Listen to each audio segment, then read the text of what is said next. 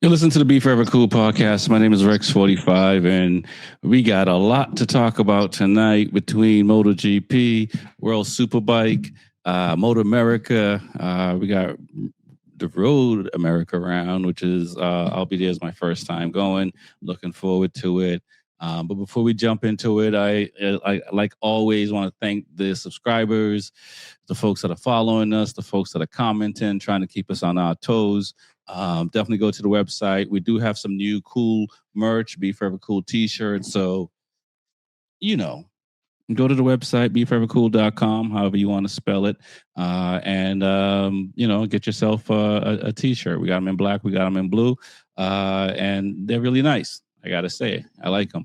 Go to our Patreon website site as well and become a member. It's going to give you access to some cool behind the scenes stuff. Might get a chance to come on the show and, talk your ish. We want to thank the affiliates. Pirelli Tire, Pirelli in Florida specifically, Mark 10 Motorsport. Definitely check them out. Mention Be Forever Cool.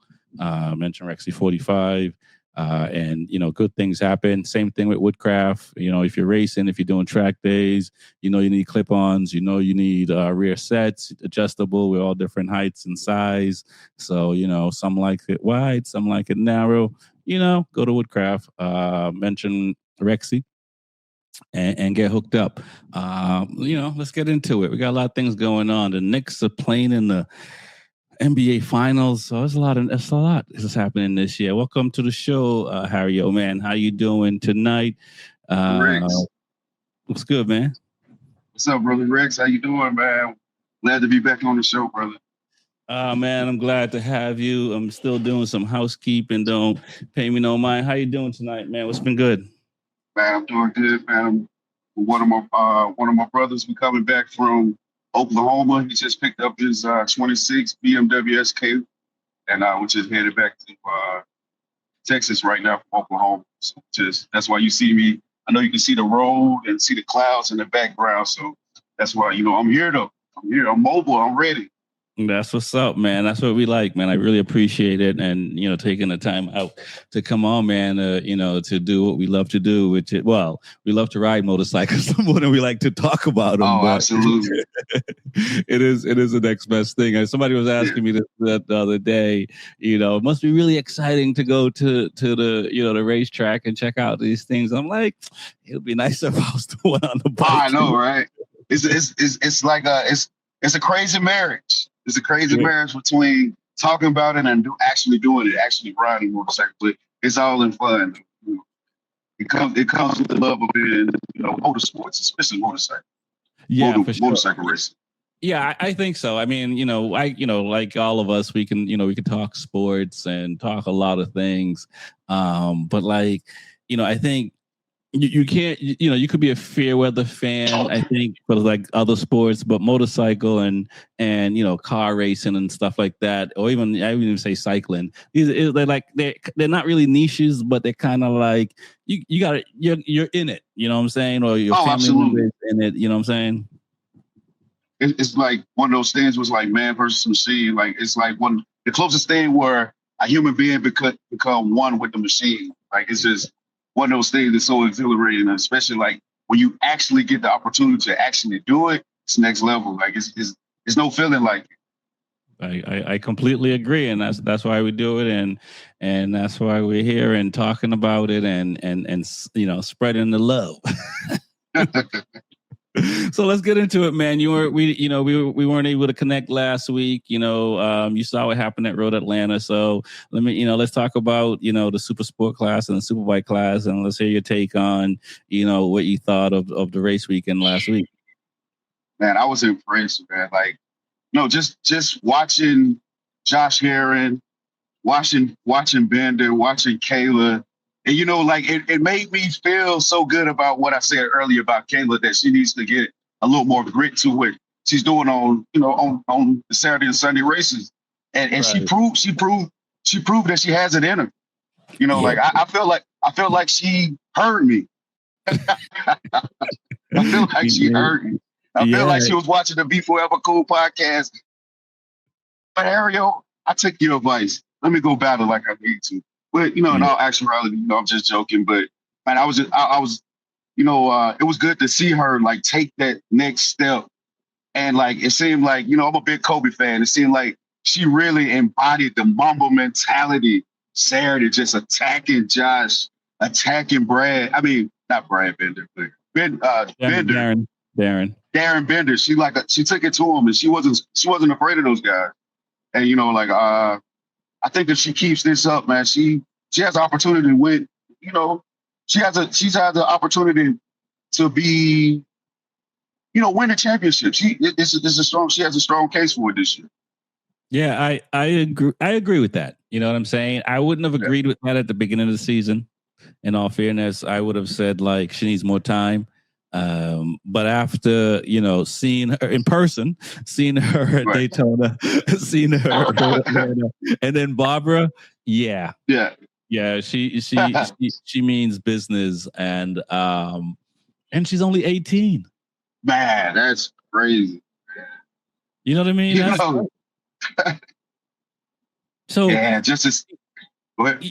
Yeah, you think of like I'm a huge Celtics fan if you don't know, but you see like Jaylen Brown and Jason Tatum and what they did when they first came, and then once they got the experience under them and they got older, they got that that grown person mentality. Right. You know what I'm saying? She's still a young person, and you know what I'm saying? And if you believe these scientists, your brain ain't fully developed till you're 23, 24, give or take, so it's just like imagine, once she gets in her prime, you know what I'm saying? Right. As far as racing is concerned, as far as like, fully understanding it, and she's already there. I mean, I'm not sitting here saying she's gonna be 24 when she wins the championship, because I think it could happen sooner. Right. You know what I'm saying?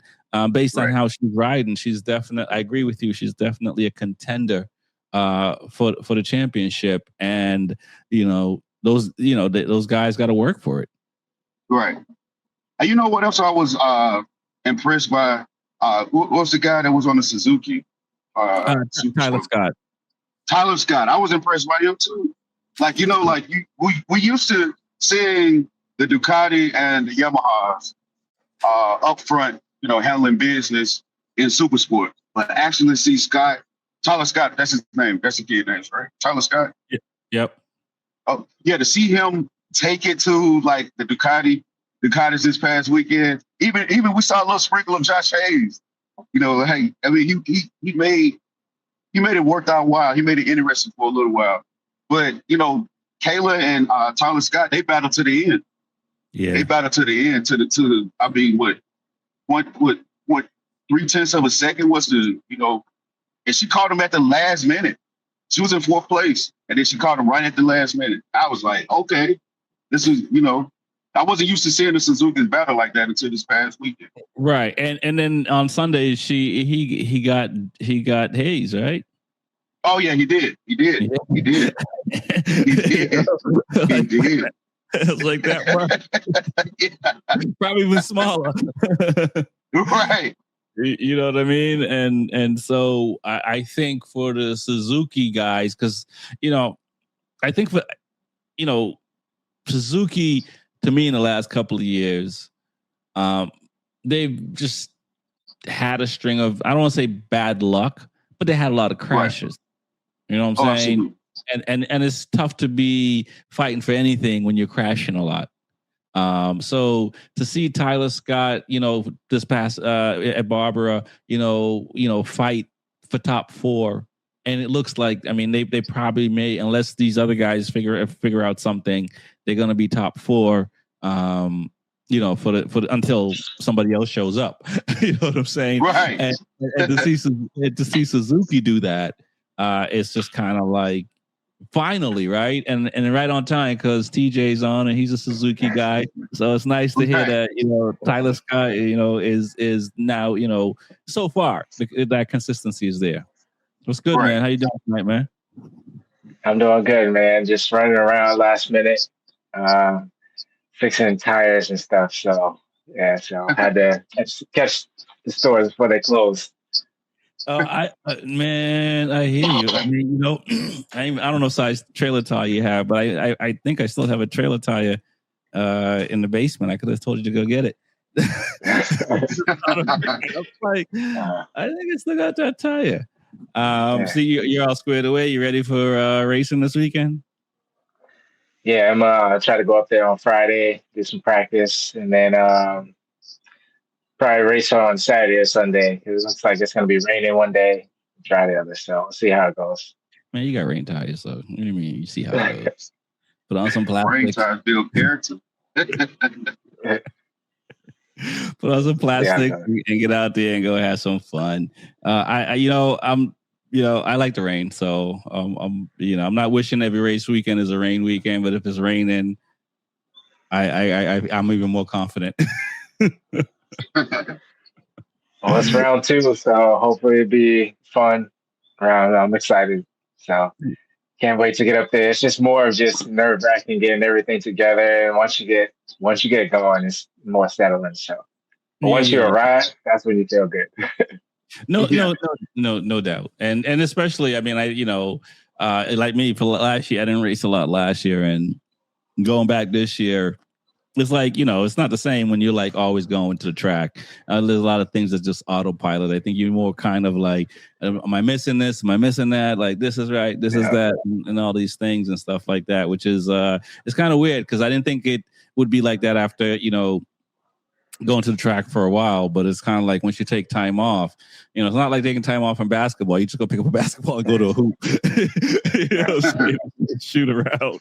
This is like, all right, you got to talk yourself on the ledge.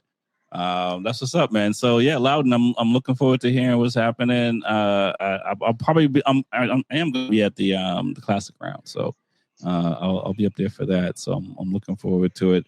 If unfortunately I can trailer my bike up, and you never know, but it's 2 days up, 2 days back, so I'm counting my days. But let's talk about this weekend. Let's move, before I move on. I mean, Harry, is there anything else you want to talk about from Road Atlanta that you didn't get off your chest? Oh no. Yeah, that's what's up. Because we chopped it up a bit. Yeah, man. So this weekend, even before this weekend, there's a lot of craziness and all that stuff. So we got Road America happening for MotoAmerica this weekend. Championships are crazy. I think all around the hooligan class, all the classes. Nathan Betancourt is riding really nice. I don't think he's going to be there this weekend because I think he's overseas this weekend at Aragon in World Superbike. That's going on this weekend as well. So we got World Superbike happening. We got MotoAmerica happening. We got MotoGP happening. I don't know why this keeps happening on the calendar. On one hand, I love it. But it's like 24-hour consumption. Yeah, I'll tell you, especially on the Sunday races, this feels like the church revival starting at 3:00 in the morning. And that's the thing. It's like for me, I like waking up and watching it in real time. And I've been doing it so long. I've been getting up whatever time it's on. I've been getting up and watching. You know what I'm saying? Right. So it's really hard. I can't even turn it off now. Like it's just like, okay, 3 a.m. All right, I'm up. Let's go. Like I don't even need to put an alarm clock. I know. It's like I already have everything. I'll have everything ready for the race. Yep, exactly. My problem is like all these races and on this weekend, we all flip through social media. So It's just like you got to flip through blind sometimes, or you can't even look at it. Can't touch your phone like until you get everything out the way. So it's just tough, You gotta actually watch it live to keep up, so you don't have to go through it. I was just gonna say that if you watch it live, you ain't gotta worry about it. Yeah, you turn those notifications off. You know what I'm saying? I'm not racing this weekend, but even when I was racing, if it was a race, if I was at the track and it was up, I get up early, so I'm up at 5 anyway. You know what I'm saying? So for me, it's no big deal to be up, and I don't think social media is not popping that much at 5 a.m. Eastern time. I'm not on it, so you know what I'm saying. So even if it starts like earlier than 5, I'll get up and have it on in the trailer, and watch it for a bit, have my coffee, go throw tire warmers on, and We're gonna have a couple TVs. One TV for World Superbike, one for Man, MotoGP. See, MotoAmerica is our time, so you can right. wait a little bit for that. Yeah, Yeah. That's when you I, can take a break and get your break with MotoAmerica. I think Right. you just need more monitors, TJ. I have 3 monitors, actually 4, so I could have all 3 on and still be working. and I have, Luxury, luxury. and I have. I mean, I'm obsessed. I mean, that's why we do a podcast and talk about motorcycle racing. Because if I wasn't obsessed and watching it like that, I don't know. But yeah, man. So let's talk about let's continue on the vein of MotoAmerica, and then we'll go overseas. Let's talk about we'll start with Super Sport because we're talking about with Harry O. We'll start with TJ. What do you expect to see? We see the Kayla, we got Josh Herron, we got the Darren Bender. How can I forget him? We got Tyler Scott. There's a bunch of other riders as well, but they haven't jumped up to the top 4 yet to really say But Josh Hayes is there. You got he's I'm drawing a blank. But what do you think you're looking to see from the Super Sport class? I mean, is this the weekend that Kayla can win a race? I mean, she has the momentum. I mean, this is, I believe, a much faster track with a lot more straightaways, and I'm not sure if it's a lot of hard braking, but I feel like she has a chance. Like she has the momentum and she has everything dialed in. And once you have that confidence, that just keeps you up front. And yeah, she just got to fight with Josh Herron, Darren Bender, and possibly Tyler Scott will be up there. But I think she's onto something. Like I think this is possibly her chance, at least 1 out of 2. But I think if she doesn't, she'll definitely possibly be on the podium. Okay. I can, I said can, but I really should say will because I know she can. It's just a matter more of when. What are you thinking, Harry? Is this the weekend for her? To move further up. I mean, she's finished second, so I mean, only step is missing is a top step. Yeah, I just want to see what she qualified in. If she qualified like she qualified at Barbers, oh for sure she has the opportunity to probably double podium and possibly take a win. But I want to see her at least first and second this weekend because I think like she's been showing the potential. Since Daytona, so it's just her time. And I've been kind of rough on Kayla a little bit just for her. Like I think I said previously about her needing to bring more grid, and she's been doing it. And I was impressed with her last weekend. And I look forward to what she's going to do this coming weekend. Okay. All right. Let's talk about Darren Bender. What does he have to do? He did get a first place and I think a second place. So, I mean, he's right there. But, I would suspect he would like to be a little bit further out of in front of those Kayla and Josh. What are your thoughts, TJ? Yeah, man, I know that he's new to the series, and I'm not sure if he's been on this track, but every session is going to be really important to him. Obviously, it's going to be important to every rider, but he's been a front runner, and I think he's leading the championship.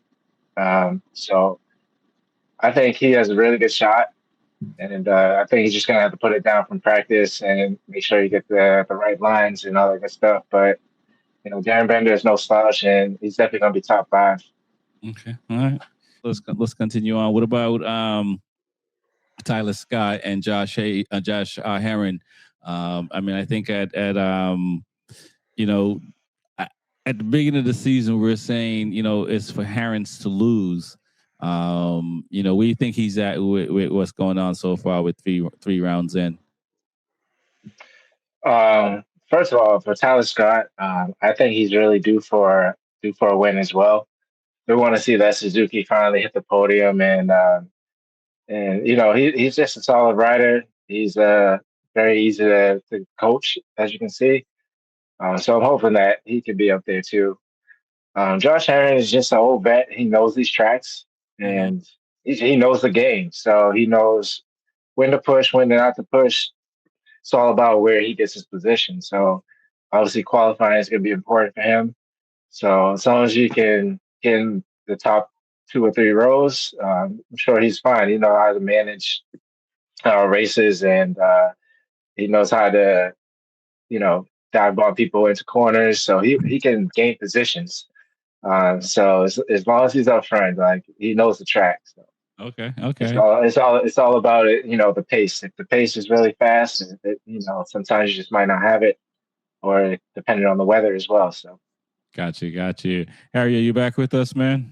Yeah, I'm good to go. That's what's up, man. What are your thoughts on? I think I don't remember if I asked you about Bender, but we were talking about Bender, and I think we were having audio difficulties at that moment. What are your thoughts on Bender and what he needs to do to this weekend? He don't need to play those psychological games that Josh Herring bringing to the table, because Josh Herring is really bringing it to him, and he's not allowing him to like really, get past and like lead the pack. Seems like every time that Bender will get up front, there comes Josh Herring some kind of way on his tail trying to cause some friction with him. But if he could just not get in the mix with Josh, because Josh know every course in MotoAmerica to the T. He's a champion. And so like if he cannot mess around with Josh, then he'll be okay. As long as he keep messing around with Josh is going to eat him up every time. Yeah, man. I think so. I mean, I think Josh has that experience on him, so hopefully he's listening like Kayla's listening and taking notes. Let's talk about Tyler Scott and Herring. What does Herring got to do, and what does Scott got to do, man? Harry-o. You talk what Herring has to do? Yeah. Okay. So I'm a big Josh Herring fan. So like, I still, even though Kayla's the rising star, it's Josh Herring. Josh Herring has one of, after Ben Speeds, Josh Herring has one of the best riding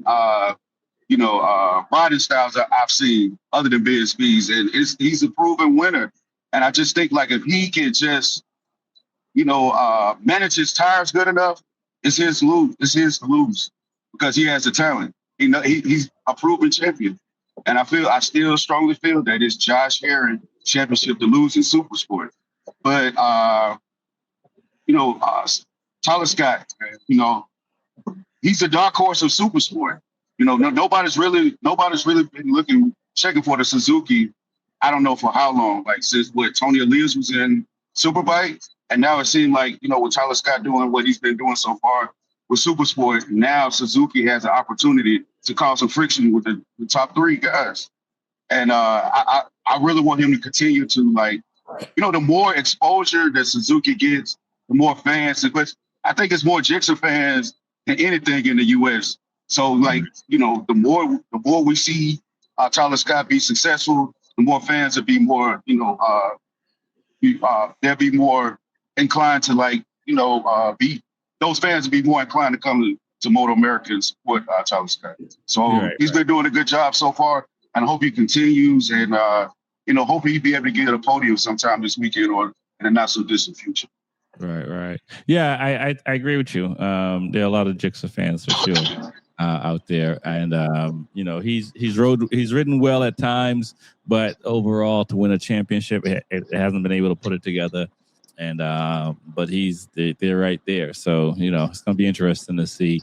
Let's talk about the Superbike class. We got Cam Beaubier on a Ducati now. Sounds like they didn't get the bike, in enough time to really get it set up properly for from the beginning of the season until now. You got Sean Dillon Kelly on the BMW. You got the 2 Yamaha boys. What do you expect to see TJ from this weekend over the in the Superbike class? I know you can't go out and slow a rider down, but they got to find a way to slow Schultz down, because he's right out the gate. He's just gone, and like his pace is just so fast. But Sean Dillon Kelly's been impressive, especially with the BMW. I know Cam Beaubier won on it last year. Right at the last round, but To be in second place right now is pretty good to see. And definitely want to see the Yamahas like JD Beach and Bobby Fong jump up a little bit. But for this weekend, I'm hoping to see the Yamaha boys get on top, finally get it together a little bit. I want to see Bobby Fong finally get back on the steps. And I know JD Beach fights really hard, so he's going to do whatever it takes. But it's just hopefully Matthew doesn't, get away from these guys. Right. What are your thoughts, Harry, man? In Superbike, even though Cam Bouvier had his issues, I thought that he was going to be able to do more than what he's been doing. And I thought coming into this year, because, like Sean Dillon Kelly and along with Cam Bouvier, they own new machines. And I still stand by this. I still feel like it's Bobby Fong. Bobby Fong, to me, should be the one that pull it off in the end, because he has he's the only person on the grid so far with the most experience on the same motorcycle other than him and JD Beach. But, man, Matthew Schultz, man, I don't know what is going on, man. They have that motorcycle tuned to perfection. Just from the start, he's already like 4 seconds ahead of the rest of the pack, and he's not slowing down. It has to be a red flag for everybody to catch up with. Yeah, I mean, I think that, I don't know for sure, but I think the Super Sport class helped him. To winning the titles 2 years in a row obviously gives confidence. The fact that he probably felt like he deserved to be in the Superbike class and didn't have the opportunity. I think all those things kind of play a part into where he's at this year, and he's all business right out the gate. It's take advantage of it, because you can't Bouvier learning the bike still. Sean Dillon Kelly learning the bike still, because Sean came from the Suzuki the year before, right? If I'm not mistaken. So learning the bike. Yeah, he was. Him and Escalante were teammates last year. Yeah. You got JD Beats, who's his first year on the factory Yamaha and coming from a Honda, right? And then you got Bobby Fong, who he hurt himself, so he's not 100. So take advantage of it. You know what I'm saying? But this weekend, to me, I think it's going to be closer. Because these guys got more data, and Fong is more healthier, so I think it's going to be closer this weekend than at Barber. I want to say something real funny, kind of funny, Rex. But when Cameron Bouvier crashed that freaking Ducati, I wanted to send him back to a BMX bike, man. I was too upset, man. I was like, what in the world, man? I mean, you got like the best machine on the grid. And then it's like, soon as he tucked it in and he fell, I stopped the broadcast right there. And I was like, man, come on. Like this, you got the number, you're the penny. You're the penny of this year. You're number one. You're supposed to be represented. And beginning of the season, I didn't have any grace for him, but after watching the podcast and listening to you, Harry, he didn't have the machine. So I gotta give him some grace, man. I just hope he's making Ducati guys like us look bad. He's making us look bad, man. What's up, TJ? You can't count out Cam. I mean, he has a lot of experience as well. Absolutely. So, to be honest, I didn't think that he would pull off the championship last year. I think he was sitting in, second or third, going into the race weekend. And by what happened, he ended up on top. So I can't count him out. I mean, even last year, I think he was figuring out the BMW. He had a lot of crazy accidents on it. And, he still pulled it out. So can't count him out. Oh, no, I can't count him out. But he does hurt he's been hurting my feelings every weekend. As soon as I see that red Ducati go down, I was like, oh, man. Oh. Yeah. And then I wanted to say something about Schultz, too. So I remember a few years back when he was actually in Superbike, he was always, second or third. He still had the pace, but he's always behind Jake Gagne or Cam Bouvier at the time. Then he went down into Super Sport and, to win the class there and then come back up and do what he's doing. it's pretty impressive. But like he's on another level right now. So I think I agree with you, Rexy. I think this weekend will be a lot closer because of the layout. But you know, they're gonna have to match his pace. Yeah. Oh, no, they definitely got to match his pace. He's not going to. No, he can't be stopped, man. No, for sure. Let's move over to MotoGP. MotoGP is in Mugello, one of my favorite tracks to watch a race because I haven't been able to get on it yet. Last round was crazy for MotoGP. I mean, all the races like MotoAmerica, World Superbike, MotoGP, people were getting carried out on stretchers. You know what I'm saying? That's just it. And so it is what it is there. But we got Alex Marquez is not going to be at this round. We got Marc Marquez returning. We got Pecco Bagnaia coming off of like being upset with Ducati, rightfully so, I think, at this point in time in things. We got the Yamaha boys. Speaking of Yamaha boys, Reese was good. Crazy going to be happening this round. That happened and what's to come. So we'll start with TJ, man. What do you expect to see this round in Mugello? Is it going to be Italian 1, 2, 3? I think I don't know what year was that. Was that 2019, 2020? I don't remember. What are your thoughts, man? It's crazy at this point in the season. Like you got a lot of the top riders either injured or out. But I know last year we saw like Alex Marquez, Marc, and Pecco fighting for the front. So I know Alex is out. I know Marc's coming back, but I feel like hopefully this is Pecco's chance to, redeem himself a little bit after all the bad things that's been going on. He loves this track as well. But at the end of the day, with Aprilia's progression and the dominance so far, like I feel like they're just gonna still figure it out and still be top. So let's see if possibly Bezzecchi and all those guys top 5. Hopefully a Ducati in there. Okay, all right, yeah, I hope so too. I mean, but I think you're right. Maybe Fabio. There you go. They did call you Digi. Yeah. No doubt. Yeah. Harry, what are your thoughts, man? What do you expect to see? And who do you think is going to dominate? I think Digi's going to pull it off. I think just something about the last MotoGP race where like Bez wasn't really in top form, and that debacle that Martin had with Trackhouse. Yeah, with Raul Fernandez. I don't know if they're sweet. You know what I mean? It was just, it seemed like they were seemed a little underpowered, but it might have just been like everything that happened, the restarts and what have you. But I think it might be Digi. Like he looks fast. He's been fast. I mean, he's been fast ever since the beginning of the season. So I look forward to him maybe pulling it off, especially swinging the VR46 flag.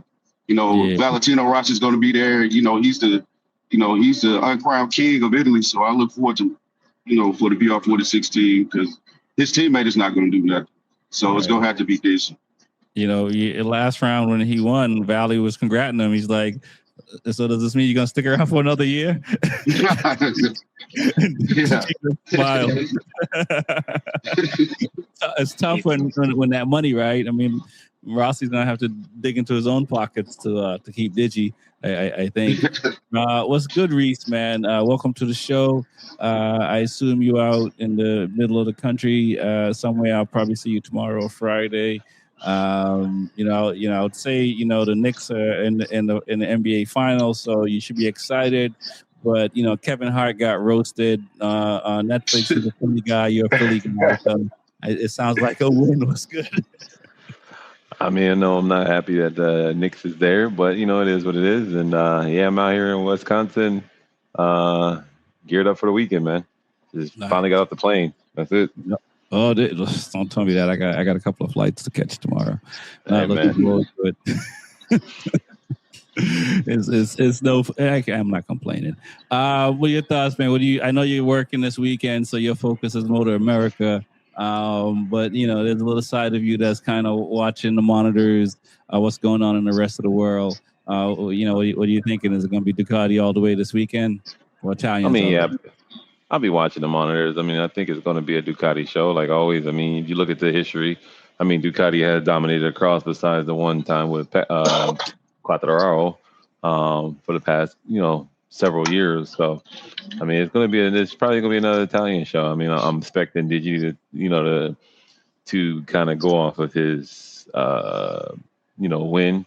So Right. I'm expecting him to, bounce there, and I'm expecting Bezzecchi to do well, and I'm expecting a couple other guys, front runners to be there. Jorge Martin, I'm expecting him to be up there, and either it's going to, the next two guys that's going to be up there is either Agor or Ferrandez. I mean, Ferrandez is on a little bit of a streak. He's kind of a sleeper, so we'll see. Yeah. I assume it's all of y'all 46 Academy riders, since it's one of their home tracks that they come to. I can't assume that, man. Morbidelli, I wash my hands up, boy. Yeah, man, he was right last round. Me too, man. He's washed. Morbidelli, man. That's a joke. He's ready to be Cameron Boubier's teammate next year. He ain't coming this way. No, he's on a 25 bike, man. He's working it out, but it's his own track. He knows where all the bumps are. What, he been working it out for the past 20 years? Nah, he got his knee injury, man. Come on, Penny Hardaway, man. Come on, man. Yeah. And look what happened to Penny. He retired smartly and sent him out. You know what I'm saying? Like, he was nice before he got it. He jacked up his knee. I mean, Who was nice? Who was nice? Penny? No, yeah, of course, but Frankie Morbidelli. He was winning on the Yamaha factory. What are you talking about? Before he hurt his knee. Yeah, he was winning for Patronus. Yeah, he needs to heal up. Yeah. He needs Alexis Espargo to give him a push. That's his rival. That's what Franco Morbidelli needs. Alexis Espargo. Listen, he needs somebody to hit him. I'm hard. The only time I say Morbidelli was nice was Moto 2. Oh, okay, all right, fair enough. Well, he was nice. No, he did come off. He was nice when he on the factory. When he was with what's the kid, the Quartararo? When they was with Patronus, he was decent. He was decent. Yeah. He got some wins. What are you talking about? Remember what I told you? There's some riders that's never got no win in MotoGP. But remember what I told you, though. I've always said it, and I'll say it again. The sun shines on a dog's ass every once in a while. I mean, I think this. I mean, at this moment, I mean, it's his seat to lose, because he has to beat Diggia to save his seat, and he's not doing a good job. Right? He's already lost that seat. He's been holding that seat up for the longest. That's Bulliga's seat now. That's Bulliga's. That's Bulliga's seat. Yeah, he's been holding that seat up for the longest. He's just between him, Bender. It's like they just holding the seat up. It's like, yo, it's time to move on. It's like, like old Yeller. Back in the day, you got old Yeller. You got to take him out the pasture and go out back. That's them. You need to go out back. Just bye. What like about y'all need to so go. You feel the same way? You feel the same way about Jack Miller? Jack Miller, yeah, it's time to go. Yeah, for sure. It's time for him to open up. I like Jack. I like Jack. Jack's cool with me every time I see him. We have a conversation, but it's like, we just holding seats up right now, man. Come on, man. If Jack Miller was on a Ducati, he'll be up front. Nah, he had his opportunity. No, he was Pecco teammate. He had a 1 year. He had a 1 year deal. Don't do that. He had a 1 year deal. He should have had a 2 year. He had a 1 year deal, and he took the 2 year deal with KTM because Ducati was only trying to give him a 1 year, and he wanted a little more security. He should have stayed with Ducati. That was his best time out there. Yeah, but he would have had a 1 year, one and done, and everybody was signing 2 year deals. He would have been odd man out. Hey, but that's when you take that 1 year deal and you stick it to them and prove why you need a 2 year deal. What about Zarco? He said it though. Zarco has been the best Honda guy for the last couple of years. So I mean, who's been a top Honda guy over Zarco? Yeah, Crash Man. Evil Knievel Mir. He's good. Zarco's going to fight for Honda after a laser tire. Crash Man Mir. He's cool. Crash Mirror. That I changed Crash Mirror's name to Crash Bandicoot. Crash Bandicoot. That's Crash Bandicoot right there. That boy crash out every time. But he's like, damn, how much parts do you have, man? Like, what is your bill? It's actually have a lot of points. He's taking out his check now. They probably taking out his check. Like, we'll crash. Right. That's $1 million. These guys that are full gas, right? Him, Marquez, Cam, Bobier. These are guys are full gas that they're gonna crash rather than play it safe. I don't play safe is not the right word. Who? Mir? Yeah, he's always ready. He's ready to crash always. But listen to what you said. You said Cam Bobier, Marc Marquez, and Joan Mir. At least the two, they're up front. Where you at? You full gas in the back. He's on a Honda, man. Come on. Don't do that. He was on a Honda. Mir was in the back. Mir didn't win that bubble championship like LeBron, though. I don't do that. Do you count it? Do you count that? Yes. Nope, I don't. Just like I don't count LeBron championship. Nope, I don't count. I don't count Mir's championship. Why no fans out there, man? Why no fans? Only people who was there, like Oxygen, was at those GP races. That don't count. That's like a practice. That's like a free practice one. But he won a free practice one championship. Yeah, but here's the thing, though, man. You can sit here and say the sun don't come up, but the sun still comes up. I mean, just because you say it don't make it so. The man won it. It's in the history books. Fans can deny what we want to count and not count. Man, he looking at that trophy. He touching that trophy. But, okay, right. Here. I'm gonna say this. I give him that. You gotta give him that. He did win the championship. He has it in the record books. He has it in the history books. Right? That is true. Okay, but the same thing as I myself know as an athlete. You know what I mean? Can you perform that way when you under those bright lights? You know what? I digress. You know what? I digress on Mir because he was on the Suzuki, and then that was it, right? Yeah, I gotta ease up, man. I gotta ease up. Yeah, he did switch manufacturers. He was really good on that. As soon as we hit that, Renz was better. Trouble. Renz was better. Renz was the better rider. Renz jacked himself up, but Renz was definitely better on the Suzuki. But absolutely, he was hurt. I mean, that's Renz's. Unfortunately, that's that's Renz. I mean, Renz. Look, man. I mean, the people that get it, they get it. How they got there, it is what it is. Because Renz is probably sitting here saying, "Yo, man, I should have got one, but this leg ain't going the right direction." I could never really take Renz seriously because every time I see Renz, I always think about Borat. So I never really. Oh, I mean, listen, he's a Moto2 world title guy. He's a Moto2 championship, man. I mean, and the guy was sunning all of them in Moto2. Like Renz, absolutely. Morbidelli, you know what I'm saying? These guys, anyway, I digress. Let's talk about Aprilia. Aprilia struggled a bit. It looked like there was some,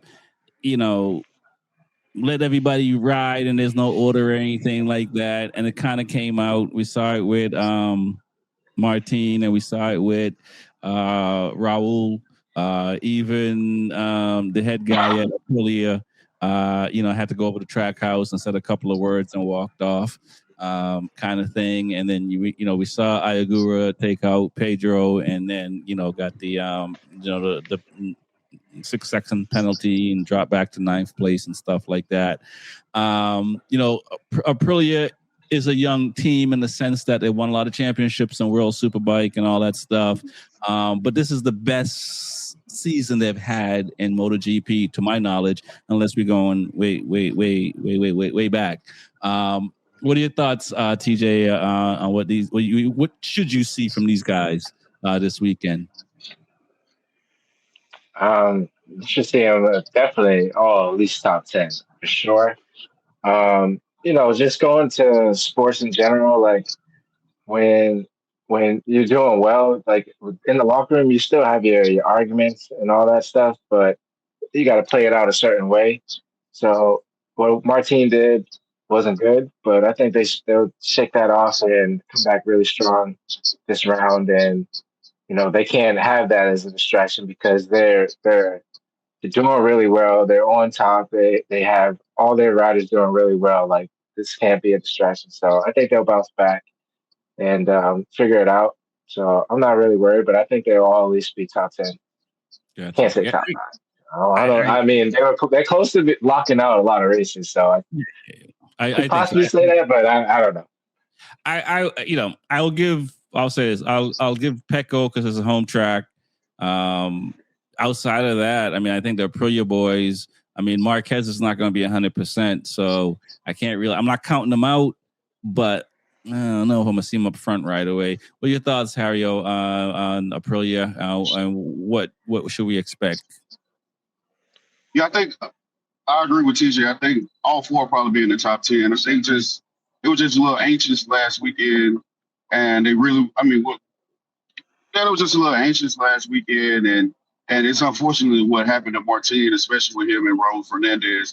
They were just trying to fight for position, and things happened. It was a racing incident, and I have a little grace. I have a little grace for Martin, because everything that happened to him last year, and he's just, trying his best, trying to prove everybody wrong. And one thing you can't do is just get to argue with the people that make you the best every Sunday in the paddock. And I know Raul Fernandez, and his intentions was good. He was just he didn't want to lose position. And I think if they just focus more on just trying to, complete the race, they can work out fine for him. So I look forward to everybody in the Aprilia camp to be, all four riders. So I think they're going to have a great weekend.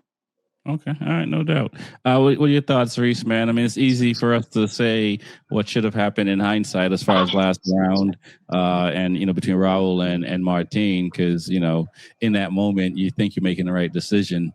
And 9 times out of 10 it might go right. You think it was a team meeting, overall Aprilia meeting, with everybody saying, "Hey, we all need to work together, and somebody's gonna win a championship." I mean, I think it was a team meeting. I think it was where it's hey, don't take each other out. We're trying to, at the end of the day, we want to win the constructive, championship as well. If you're going to pass one another, you can pass one another, but don't take each other out. Don't make it such a tight pass or such a dirty pass. Try to make it as clean as possible if you're going to pass one another. That's where it's going to come down to, because you're still trying to win the manufacturer title. You know what I'm saying? So that's another thing. You got, 4 Aprilias up there, and you got all the Ducati boys. So you try to, you're 2 behind them. So you got to try to get all you guys up there in the top 10, and which I think they will do this round. Okay, no doubt. I agree. I think it's only 2 Ducati at the moment, though, against 4 Aprilias, even though there's 6 Ducatis on the grid. But we'll see if Furman has something to say, because he was looking all right the last round. I mean, the last round is one of those, like Le Mans last year with the rain, or Austin the year before. We had all these red flags and stuff like that. At that point, it's just who is doing the right thing in that moment. It has nothing to do with the racing anymore, because, like I said, we saw people go down. Is Furman Aldeguer, one of these riders that we should be looking out for? Acosta as well. The guys that had the bad luck. Even Mir, I'll throw Mir in that situation, because he was running up front, and he did get on the podium, and he got a tire pressure penalty. You know what I'm saying? So, what do you think about, TJ? What do you think about, Acosta, Mir, Raul? I can't even throw. I mean, I think Digia. I don't even want to throw Digia into that, because I think Digia is going to be one of the top 3 guys the way he's been riding so far. What do you think about those 3 guys and where they may end up this weekend, man? So Acosta, I mean, I feel like the KTMs can do pretty well at this track, but Acosta's fight, and I feel like he has a good shot. For some reason throughout the race he falls back, so I don't know if he's choosing the wrong tires or the wrong setup to not last the full race, but hopefully he can figure out this round and hopefully be top 5, but still counting on him to win a race sometime, Yeah. But as far as Mir, probably definitely crashed out last year in this race, so hoping that he could probably You know, I mean, he's been riding really well. He's just got to finish, and he can probably pull out a lot of points if he do that. So, Yeah. it's good to see what the Hondas can probably do this round. But hopefully, Mir can step it up a little bit. And who was the third person you said? Raul, yeah. I mean, he's in and out. I mean, the pros are doing well, so I feel like you see Igor more than Raul, but I'm just hoping that from how he's been riding, like especially last round, that he can just stay up front. Just got to get that good start. Yeah, no, I agree. It's gonna be interesting to see. We thought Sario, man, on Raul, Furman, and Mir. I mean, I could throw Zarco in there too, but Mir. I mean, I think Mir got on the podium, and unfortunately, it got taken away. Yeah, this upcoming weekend, Furman, he's a late lap person, so like he might can pick up the pace a little bit earlier, especially with him having that injury from the beginning of the season, and maybe he could just make some progress. But Furman, not Furman, Mir. Mir. I don't know. I don't know if Mir can make it past 10 laps, and then he's good in my book.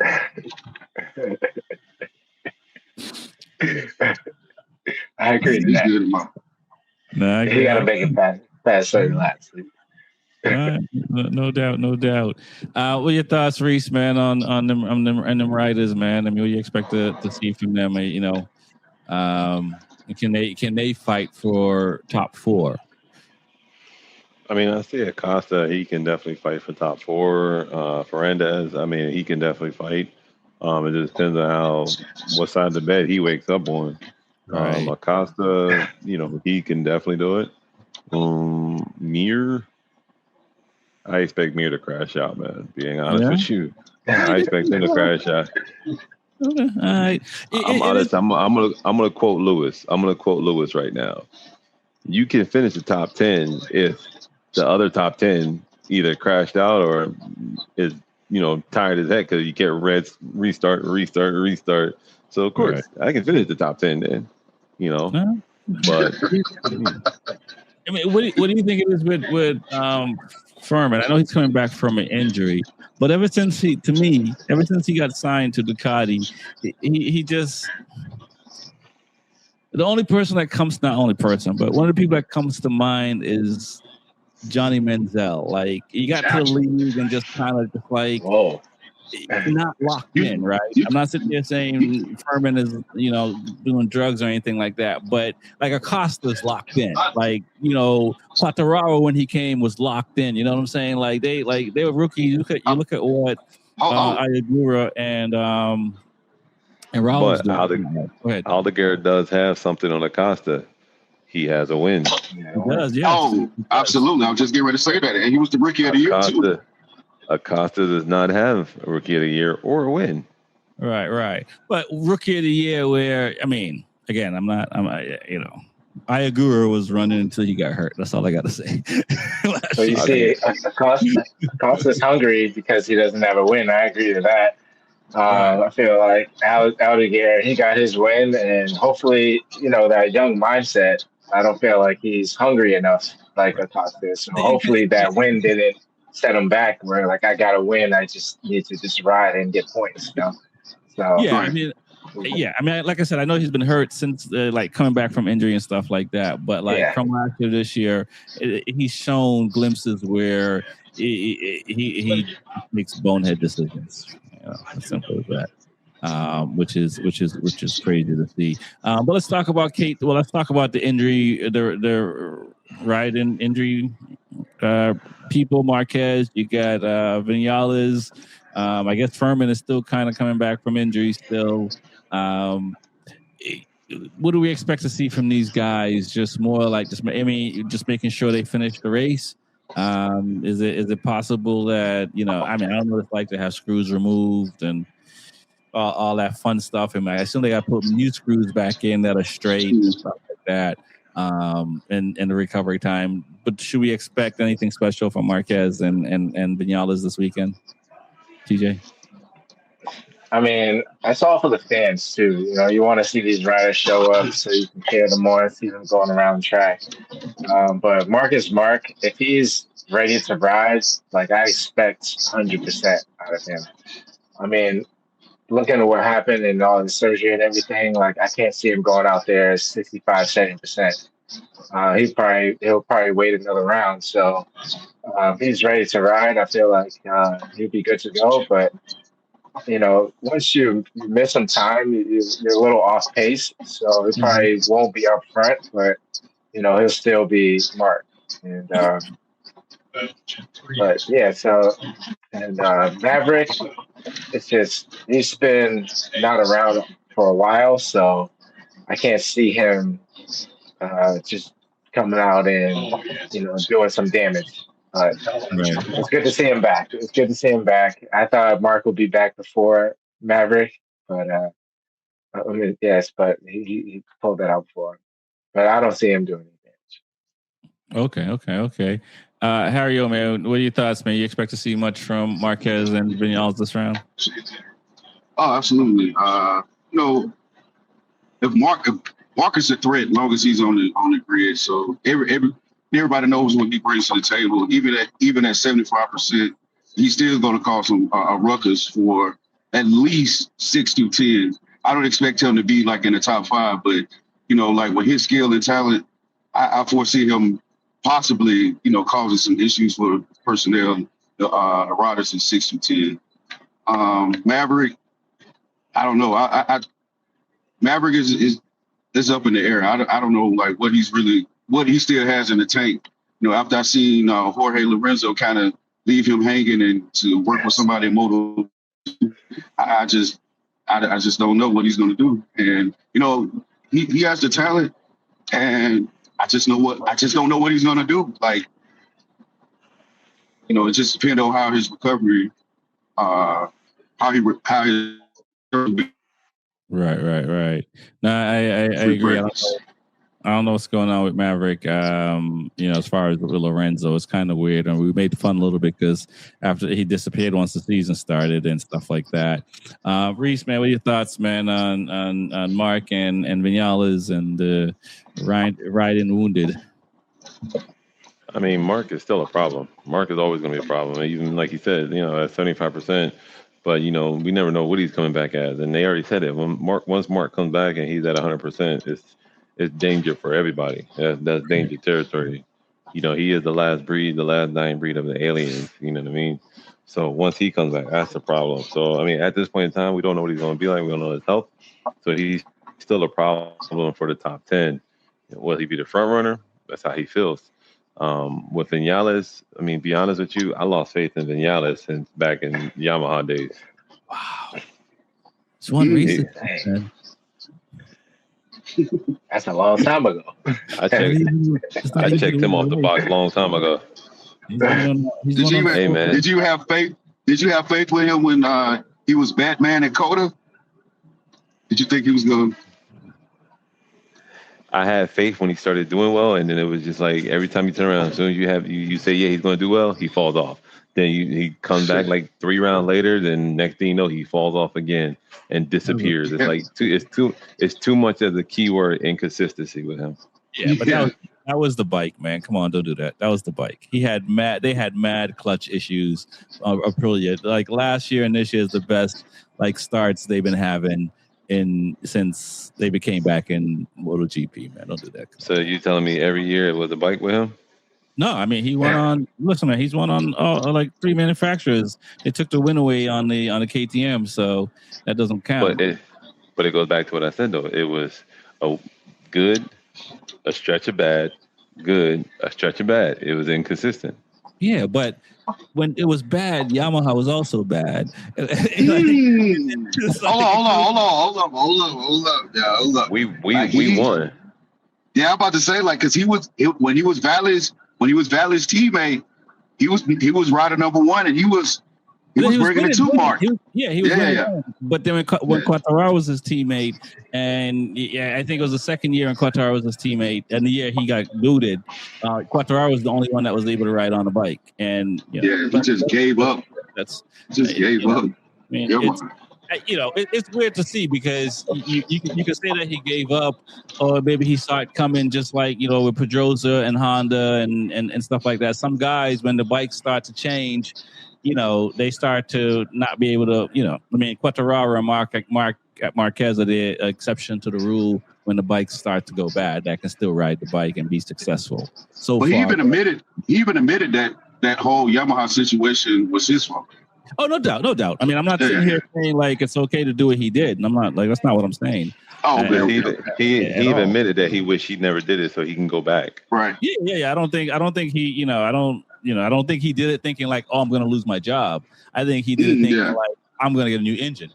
So, and again, when we talk about in like real time, right? Like you make a decision in real time. It's easier to say in hindsight. What's the best choice? But no, I think that the guy can ride, but there's something that I think with Aprilia. I'll say this, and then we'll move on. But with Aprilia, it was more business than anything else. Why he left?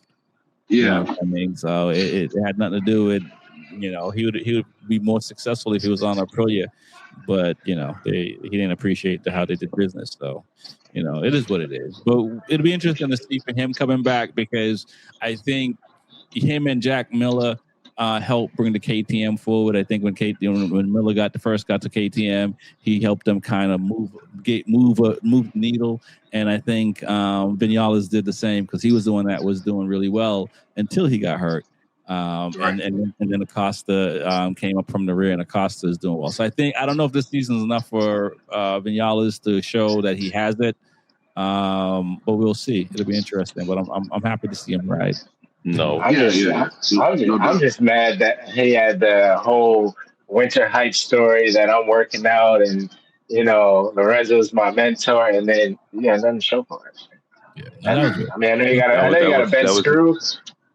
But like, there's nothing to show for it. He's been on what? Four manufacturers. He's been on what? 4 manufacturers. Because he started out with Suzuki, didn't he?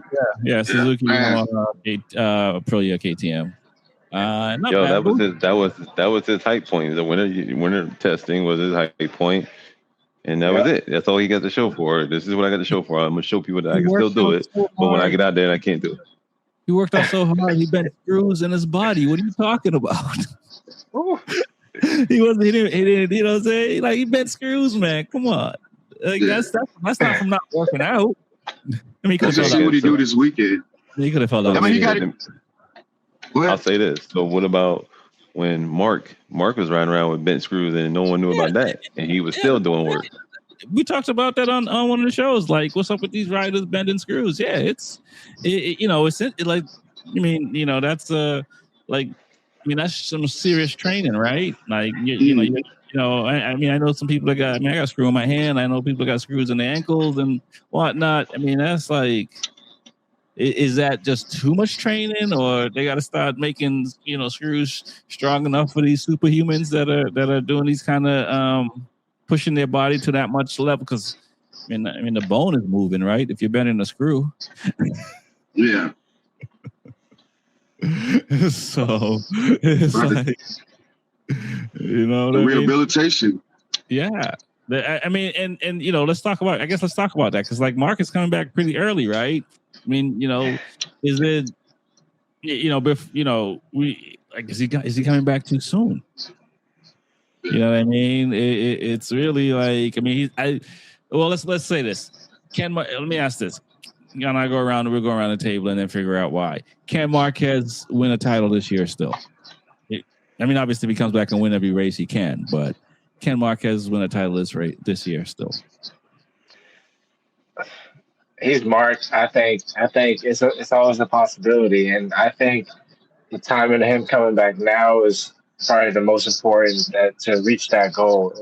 If the championship is in the talks, so. If he didn't think he was going to win a championship, I don't think that he probably would have rushed it and came back so soon. I mean, probably is healing really well, but I think it's a possibility. I mean, you never know. It's smart. He reads the rule book, like Lewis always says. He knows the rule book, And, if these Aprilia boys make these simple mistakes that they shouldn't do, he can sneak back up in there. And, if it gets late in the season, that's when everyone gets a little nervous and a little tense on things can't make a mistake. And he's the best guy for that. Right. But Mark's been making mistakes too. Yes. Man, what are your thoughts, man? You agree with TJ? You honestly think he can win it coming back? No, I don't think so. Not this year. Like, I mean, I don't know that crash. That last crash he had was just a little too much for me. I think honestly, I think he's coming back to see what he has in the tank before the summer break. And I still stand by this. I think like after the summer break, I think Mark is going to announce his retirement. I don't think he wants to stay around and try to see what 2027 is going to bring. Because that's like almost him starting all the way back from the beginning. With him being who he is, I think like this is his last season, and I think he's just waiting for the opportunity to announce it. I think it's over for him because you got to understand, like Mark has been like he's been here since when Valley and the legends, the last bit of the legends was still here, and I don't think he's gonna have. I don't think he wants to start all the way back over again with the 850cc motorcycle. I think this is it. I think this is last year. And right after the summer break, I think he's going to say, hey, I'm done. I gave it my all. And, I won my championship last year. I had my Tiger Woods, Michael Jordan comeback year. And this is it. Okay. All right. Reese, what are you saying, man? You heard TJ. You heard Harry O. I give it a 50-50. You know what I mean? I give it a yes and a no. Can he win it? Yeah. Can he win it? No. I mean, he is far down in points, but you still there's still a hell of a lot of racing left between the full race, Sunday's race, and the sprint. So there's still a lot of points up for grabs. And if like TJ said, the Aprilia boys keep making the same mistakes where, Jorge's crashing out on the sprint race or crashing out in the full race, or Piasecki can't get his stuff together and put it together in the full race and end up back there under top 5 or however it may be. Yeah, I mean, you can pogo over those guys real quick, especially if you're starting to win or you're top 3 and, if you're consistently on that podium, So in that sense, yes, I think he can win. Do I think he can win as he sits right now? We don't know where he's going to come back as health-wise. You know what I mean? Like they say, he can come back healthy, but he can come back still not healthy. And he can after the summer break, hey, I'm just going to retire. He can be at that point. Yeah. I mean, this is the year he's talking about retiring, bringing it up or not being injured. And then he got injured. And I don't know how much, I think anything that comes out of that you hear about MotoGP is true today because it seems like they can't hold water for nothing.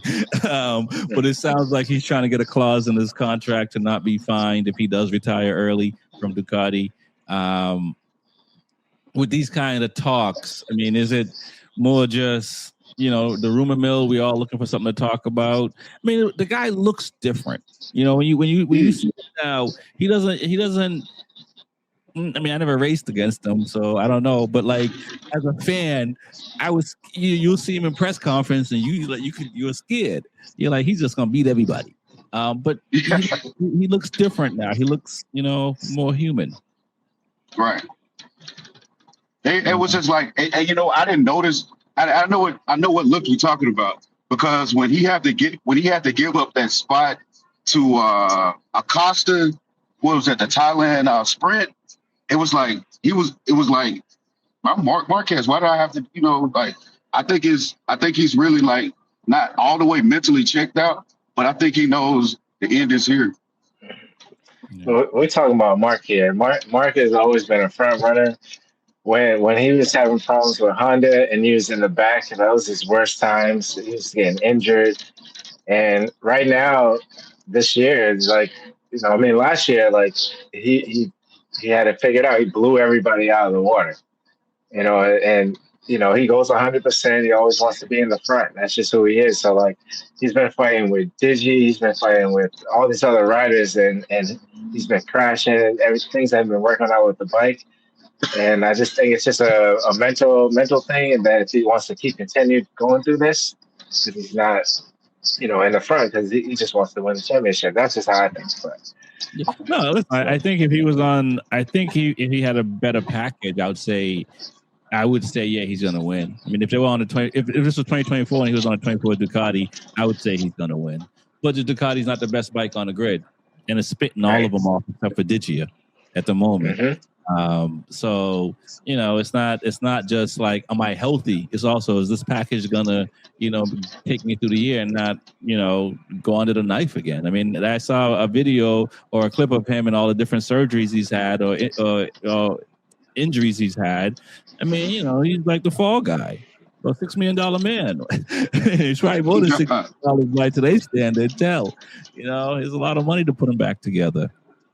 So it'll be interesting to see, but we went over a little bit, so let's do the picks and then we'll get out of here, guys. We will talk about World Superbike, but as everybody been saying so far, it's the Buliga show, so we'll run over next week and talk about World Superbike. Shout out to Nathan Betancourt, man. Go over there and kick some butt, man. I like what you're doing. Let's go. All right, let's go around the horn. You need some time, TJ? Should we go with Harry O? You already know he's gonna pick this weekend. I mean, yeah, I can go first. I would say for the sprint, I want to say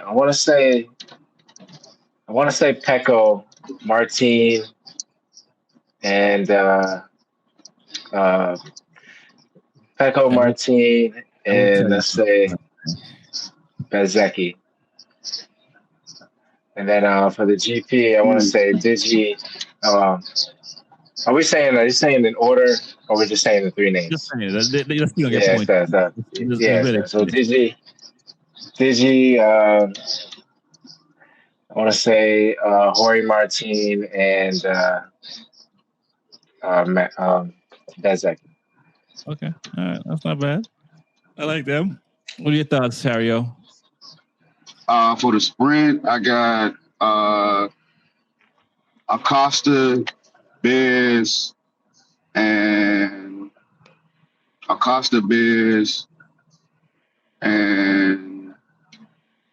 Pecco. Okay, I like that. Solid. Sunday, I got Bez, Martin, and Pecco. Okay. What are you saying, Reed? On sprint, I got Jorge, I got Pekka, and I got Digi. Okay. All right. And then your full race, I got Pekka, Jorge, and Bezzecchi. Okay. That's good. That's a good one.